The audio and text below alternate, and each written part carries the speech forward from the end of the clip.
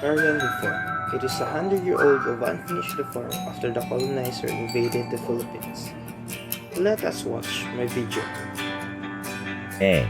Agrarian reform means the redistribution of lands, regardless of crops or fruits produced to farmers and regular farm workers who are landless, irrespective of tenurial arrangement, to include the totality of factors and support services designed to lift the economic status of the beneficiaries and all other arrangements alternative to the physical redistribution of lands, such as production or profit sharing, labor administration, and the distribution of shares of stocks, which will allow beneficiaries to receive a just share of the fruits of the lands they work. B.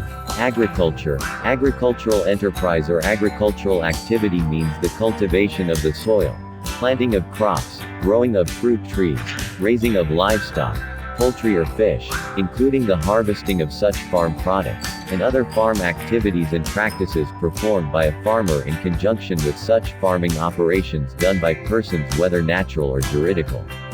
C. Agricultural land refers to land devoted to agricultural activity as defined in this act and not classified as mineral, forest, residential, commercial or industrial land.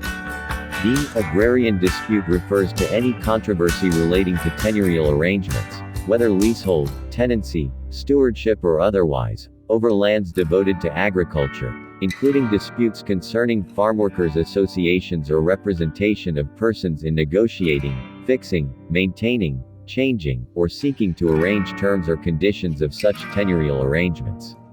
It includes any controversy relating to compensation of lands acquired under this act and other terms and conditions of transfer of ownership from landowners to farm workers, tenants and other agrarian reform beneficiaries, whether the disputants stand in the proximate relation of farm operator and beneficiary, landowner and tenant, or lessor and lessee. E. Idle or abandoned land refers to any agricultural land not cultivated, tilled or developed to produce any crop nor devoted to any specific economic purpose continuously for a period of 3 years immediately prior to the receipt of notice of acquisition by the government as provided under this act, but does not include land that has become permanently or regularly devoted to non-agricultural purposes. It does not include land which has become unproductive by reason of force majeure or any other fortuitous event, provided that prior to such event, such land was previously used for agricultural or other economic purpose. F. Farmer refers to a natural person whose primary livelihood is cultivation of land or the production of agricultural crops, either by himself, or primarily with the assistance of his immediate farm household, whether the land is owned by him, or by another person under a leasehold or shared tenancy agreement or arrangement with the owner thereof. G. Farm worker is a natural person who renders services for value as an employee or laborer in an agricultural enterprise or farm regardless of whether his compensation is paid on a daily, weekly, monthly, annual basis.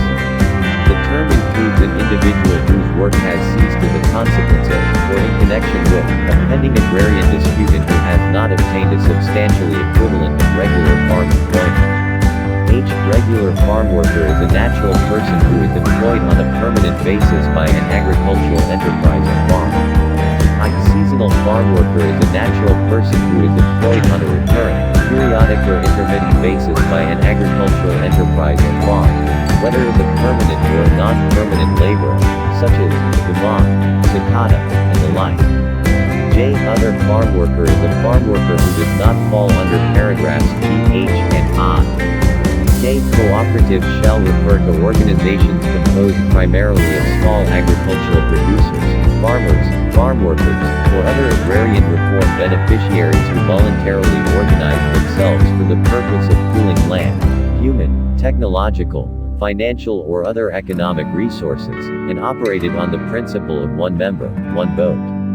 A juridical person may be a member of a cooperative, with the same rights and duties as a natural person.